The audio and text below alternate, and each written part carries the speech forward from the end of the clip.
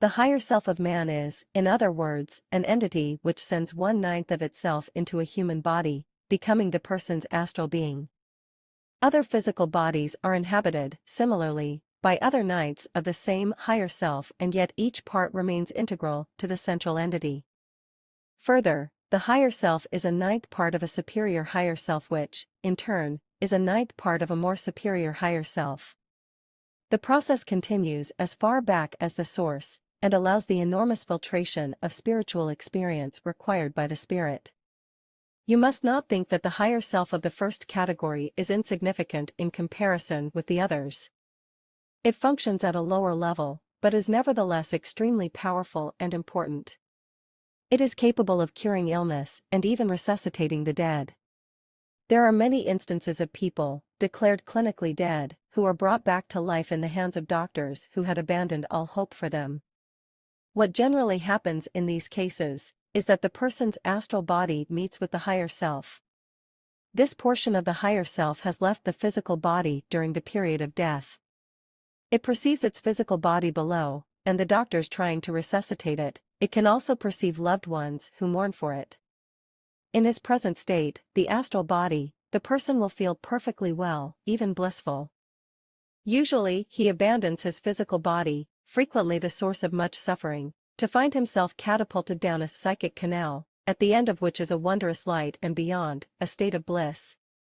If before passing through this canal into the blissful light, which is his higher self, he has the least will not to die, not on his own account but for the sake of those who need him, young children for example, he will ask to return. In certain cases it will be permitted. You are in constant communication with your higher self by means of your cerebral canal.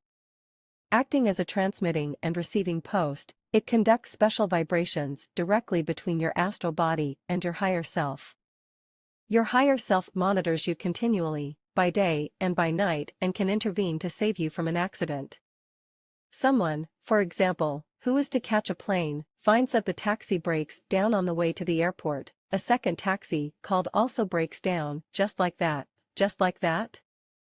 Could you really believe in such a coincidence? The plane in question crashes 30 minutes later, leaving no survivors. Another person, an old and rheumatic woman and barely able to walk, starts to cross a street. There is a loud horn blast and a screeching of tires, but this person is miraculously able to leap to safety. How is this explained? It was not yet her time to die, and so her higher self intervened. In 1/100th of a second, the higher self triggered a reaction in her adrenaline glands which, for a few seconds, provided enough strength to her muscles to enable her to execute the leap which saved her life.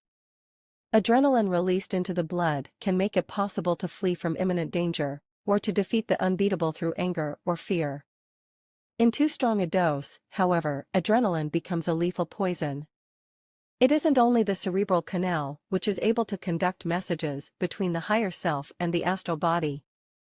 Another channel exists sometimes in dreams or, I should even say, in sleep. At certain times during sleep, your higher self is able to call your astral body to itself and either communicate instructions or ideas, or to regenerate it in some way, replenishing its spiritual strength or enlightening it in regard to solutions to important problems. For this reason, it is essential your sleep is undisturbed by intrusive noise or by nightmares resulting from harmful impressions received during the day.